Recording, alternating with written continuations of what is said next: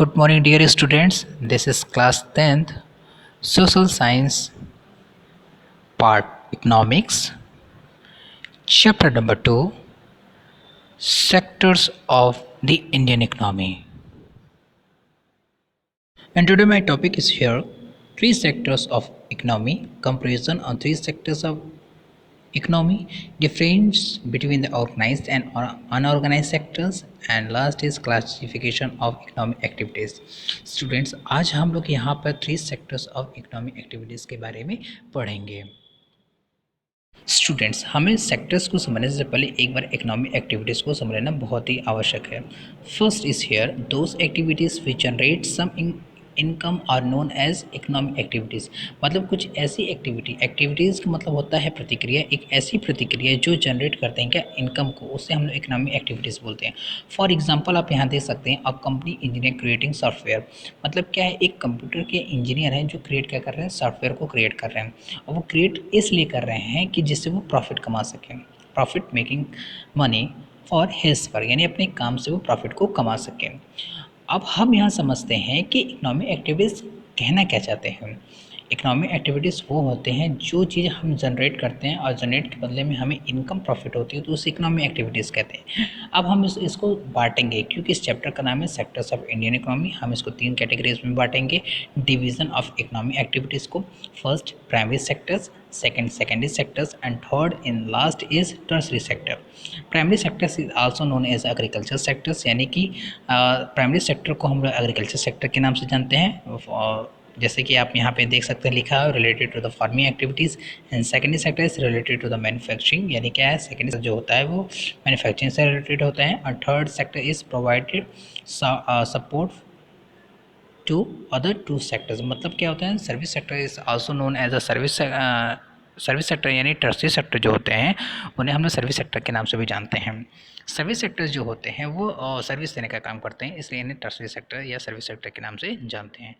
इससे अच्छी तरीके से हम लोग आगे भी समझेंगे। Comparison of three sectors of the economy through productivity and population. Students, जैसा कि मैंने आपको बताया, कंपैरिजन ऑफ थ्री सेक्टर्स मतलब क्या होता है, हम तीन सेक्टर में इसमें हम तुलना करेंगे।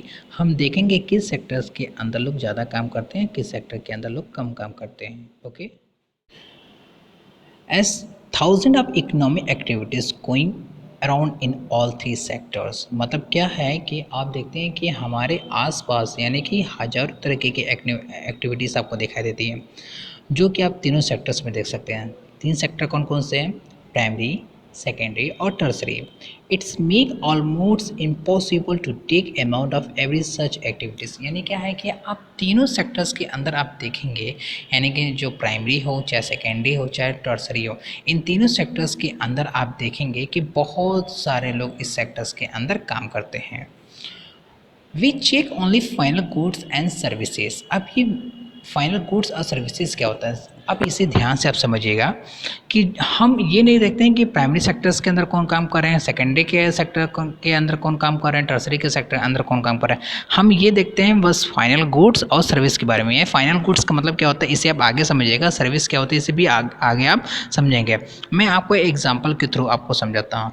For example, a farmer who sells wheat to a flour mill in 8 rupees पर केजी।